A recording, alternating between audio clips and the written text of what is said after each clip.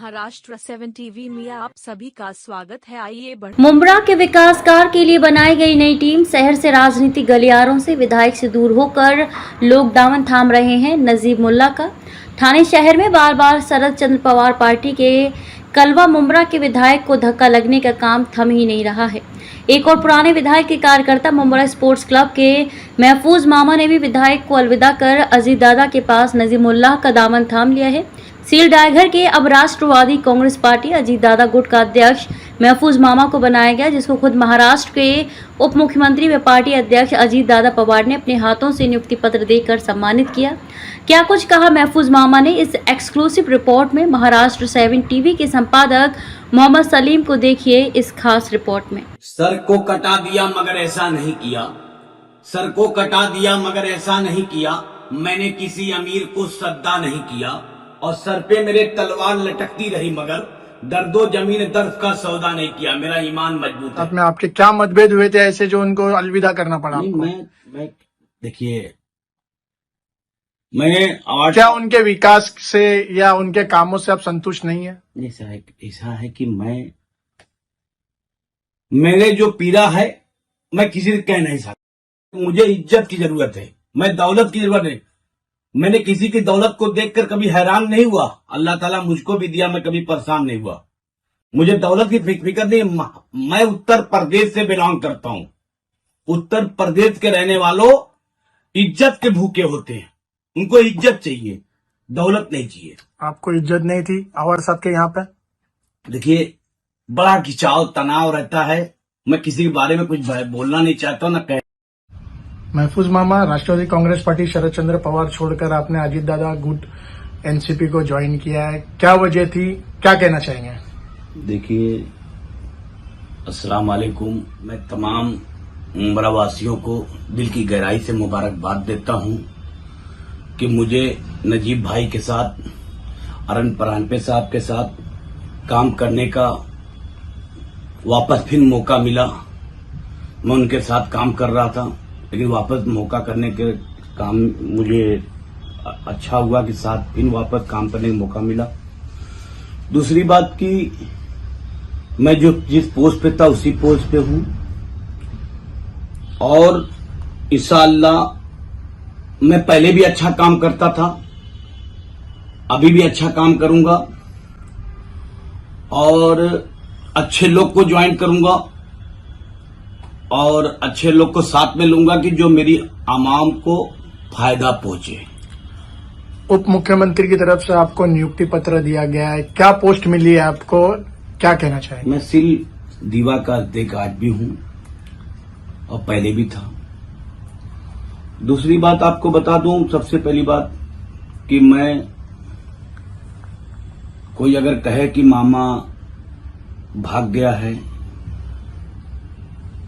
तो वो गलतफहमी है, और कोई मामा को अगर गद्दार कहता है तो मेरे सामने लाओ।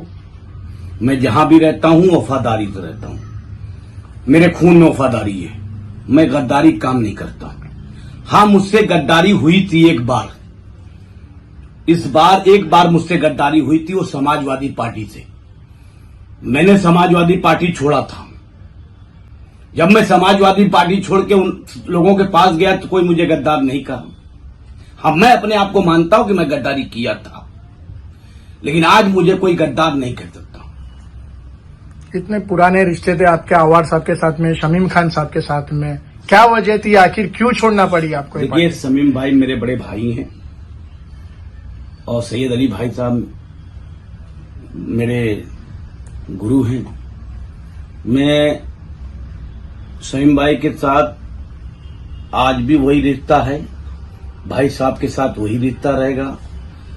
मैंने जब पार्टी में जब प्रेस किया, वहां पहुंचा, मैंने अपने पार्टी के एक ही वर्ड इस्तेमाल किया कि जो मुंब्रा 4 किलोमीटर पे है और सबसे हमारे ताल्लुकात हैं, हर पार्टी के लोगों से ताल्लुकात है और मैं अपने ताल्लुकात खत्म नहीं कर सकता। नजीब भाई ने कहा कि कौन बोला कि खत्म करो, तुम सबसे ताल्लुकात रखो। मैंने कहा 15 दिन का इलेक्शन होता है, 15 दिन में दूरी बना सकता हूं, इलेक्शन के बाद फिर मैं करीब आ जाऊंगा सबके। यानी ये इलेक्शन के बाद वापस से अब आवाड़ साहब के पास चले जाएंगे? नहीं, मैं कहीं नहीं जाऊंगा, मैं जहां हूं वहीं रहूंगा। तो कुछ खास वजह होगी आवाड़ साहब के साथ में? आपके क्या मतभेद हुए थे ऐसे जो उनको अलविदा करना पड़ा नहीं, आपको? मैं देखिए, मैं आवाड़ क्या उनके विकास से या उनके कामों से आप संतुष्ट नहीं है? ऐसा है कि मेरे जो पीड़ा है मैं किसी से कह नहीं सकता। मैं नहीं पीड़ा, अपना पीड़ा कहीं कहना नहीं चाहता किसी से। जो गम मिलेगा हंस के पी लेंगे हम, हर आंसू पी जाएंगे, कोई खुशी लेने के लिए हाथ नहीं फैलाएंगे। अब इतने मायूस हो के आवाड़ साहब का नाम आ रहा है तो जवाब दे रहे, तो कहीं ना कहीं आपके दिल में ठेस पहुंची आवाड़ साहब के कामों को लेकर? नहीं, मैं ये किसी के बारे में कुछ बोलना नहीं चाहता हूँ, ना किसी के बारे में कुछ। मैं जहां भी रहना चाहता हूँ हंसी खुशी से रहना चाहता हूँ, और मुझे इज्जत की जरूरत है, मैं दौलत की जरूरत है। मैंने किसी की दौलत को देखकर कभी हैरान नहीं हुआ। अल्लाह ताला मुझको भी दिया, मैं कभी परेशान नहीं हुआ। मुझे दौलत की फिक्र नहीं। मैं उत्तर प्रदेश से बिलोंग करता हूँ। उत्तर प्रदेश के रहने वालों इज्जत के भूखे होते हैं, उनको इज्जत चाहिए, दौलत नहीं चाहिए। आपको इज्जत नहीं थी आवाड़ साहब के यहाँ पे? देखिए, बड़ा खिंचाव तनाव रहता है।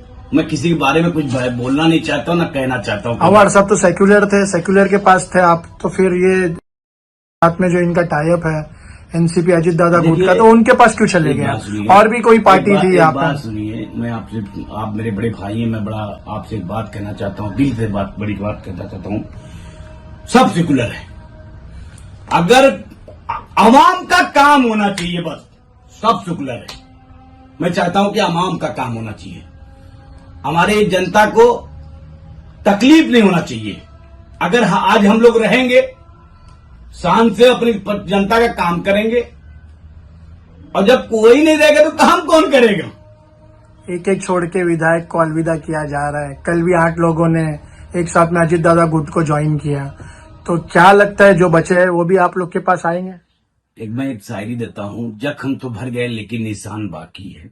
जख्म तो भर गए लेकिन निशान बाकी है, हमें मिटाने वालों अभी मेरे जिस्म में जान बाकी है।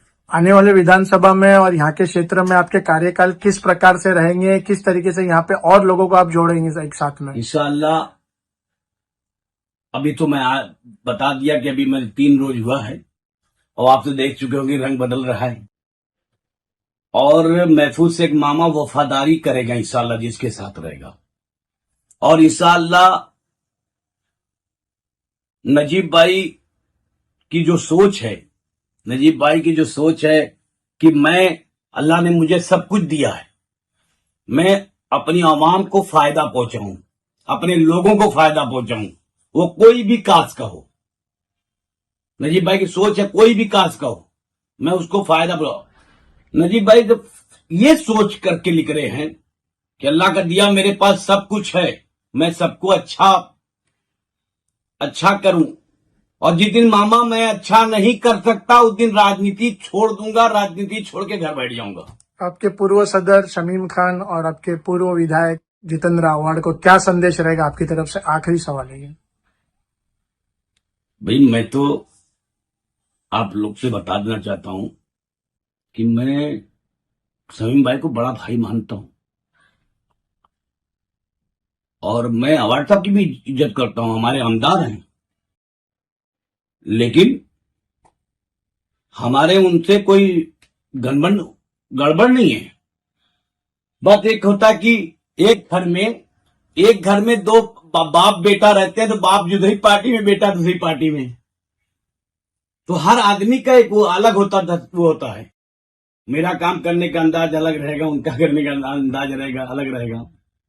और कोई हम लोग का कोई शिकवा शिकायत नहीं है कि बाद मरने के मेरी कहानी लिखना, कैसे बीती है मेरी जवानी लिखना। और मुमरा वासियों को मैं दिल की गहराई से मुबारकबाद देता हूं इंशाअल्लाह, और नजीब भाई का तमाम लोग, नजीब भाई का दिल की गहराई से मुबारकबाद नजीब भाई की तरफ से सबको दे रहा हूं। नजीब भाई का सब लोग साथ दो। ओके भाई, खुदा हाफिज, दुआ पे याद रखना।